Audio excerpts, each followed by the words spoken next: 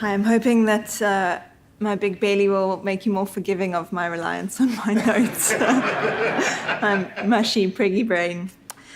So 10 years ago, when we started introducing mindfulness and yoga into the schools, we often had to explain what it was.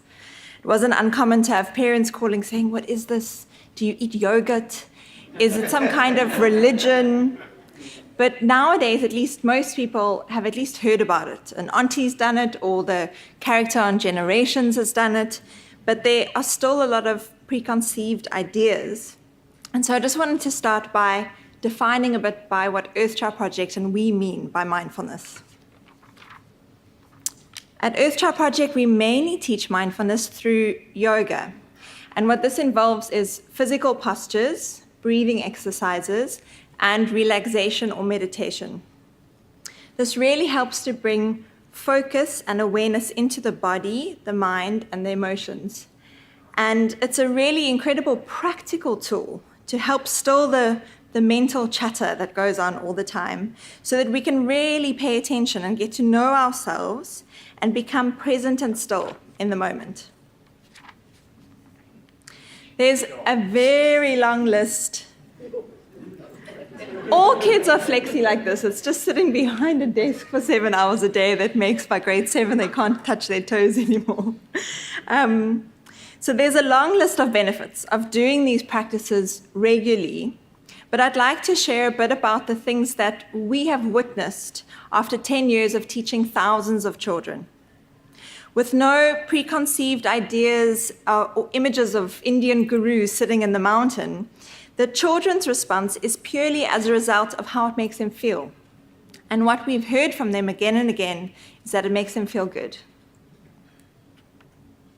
So many children tell us that they start doing yoga and meditation every single morning before school. They share how they use these exercises when they're studying for exams and on the day of the exam, because it helps them to focus their mind and relax and feel calm before writing a test. That little boy tell us how he used to start pausing and taking deep breaths when his little brother really annoyed him instead of punching him like he usually did. And then many children who come from more challenging home situations have shared with us how when their parents are fighting, or if they feel afraid or anxious, that they'll go and find a space and do the exercises, and it really helps them to deal with these difficult emotions and situations. We once had a teacher saying, "Please can I join your after-school yoga class, because I can see the kids in my class who are doing it because they've changed. They focus better in class, their academic results have improved, they are fighting less with their peers, and they're taking on more leadership roles and responsibilities." We then had one teacher say how after yoga, she noticed that her children's maths improved. This was definitely not something that we were expecting, but her explanation was that in Lavender Hill, on Mondays, after the weekend where there's a lot of gang violence and fighting, that the children were in such a state of trauma and fear that they just couldn't learn. And she noticed that after the yoga class, they were all calmer and more relaxed, and so therefore more receptive to learning. So reduced stress, anxiety, and trauma, reduced aggression, and improved peer relations and emotional self-regulation, improved focus and attention span, improved academic performance.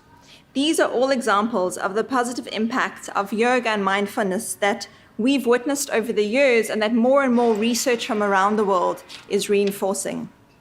However, for me, one of the most profound benefits of yoga and mindfulness can be shared by introducing you to Soso on the right, and that's her little sister.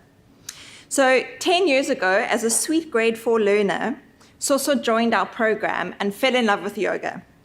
By 12 years old, she asked our facilitator if she could start assisting her after school, and by 14, she was teaching her own extramural classes of grade 1s and 2s. After graduating from our high school alumni program last year and grade 12, last year she joined us for a gap year internship where she started teaching yoga and life skills to hundreds of foundation phase learners. When she was in grade 11, I remember asking Soso what she used to do after school or on the weekends. And she told me she mainly played with Sisonke, her little sister, and her friends. And I'll never forget her explanation when I said, why? Why are you playing with 8-year-olds? And she said that most of her peers had dropped out of school because they'd either fallen pregnant or were using drugs or getting up to mischief, and that she didn't want to spend time with them. And then she shared that it was through doing yoga that she'd learned to love and respect her body, and so that's why she was making different choices to her friends. Soso is now a dynamic and ambitious young lady. She is a positive role model to many of the young people in her community. She has big dreams and is really passionate about making a difference and sharing yoga in her community. Watching Soso grow up into this inspiring young woman has really shown me the true power of what yoga has to offer, especially in under-resourced communities. It's a practical tool that help youth to connect with themselves in a very deep and meaningful level. And in this way, it cultivates a self-confidence, a self-worth, a self-respect that makes them choose different choices and get involved in different things. We've seen again and again young people just start to blossom and shine with a renewed sense of belief in themselves and big dreams for their futures. Like a language, it's never too late to learn, but like a language, it really helps if you start when you're young. And so this is why we really believe that if mindfulness practices and yoga and meditation can be introduced from this very young age, we've got quite a few great R classes this year actually, that not only will it be a practical tool that will help children deal with the stresses and challenges that they face today, but it will also start making them make different choices that will lead to a different and more positive, brighter future for themselves. Thank you very much.